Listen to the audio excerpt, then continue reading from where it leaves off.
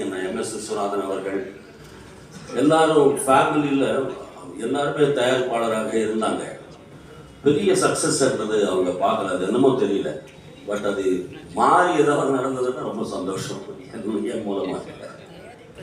Sir இது வந்து ஒரு பாட்டுக்கு 10,000 20,000 அந்த காலத்தில் 2,000 வாங்கிட்டு நம்ம உசுறு கொடுத்து பாடிட்டு சம்பாதிச்ச காசு டக்குன்னு எடுத்து ஒரு 4,000 ஒரு 4 கோடி 5 கோடி எடுத்து என் ஃப்ரெண்ட்ஸு கூட நான் நிறைய பேர் கேட்பாங்க பார்ட்னர்ஸு, சார் நீங்கள் ஒரு படத்துக்கு நீங்கள் சப்போர்ட் பண்ணுங்க, நான் காசு வைக்கிறேன்.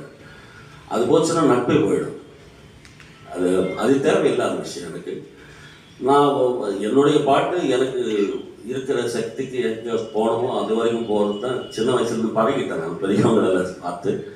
இது வந்து பெரிய மார்க்கெட் சார். இது வந்து யாருக்கு என்னென்ன அமைஞ்சிருக்கணும் அது நோக்கி போகிறவங்க போகிறாங்க. என்னுடைய ஸ்ட்ரென்த் என்னன்றது தெரிஞ்சு நான் போயிட்டுருக்கேன். அதுதான்.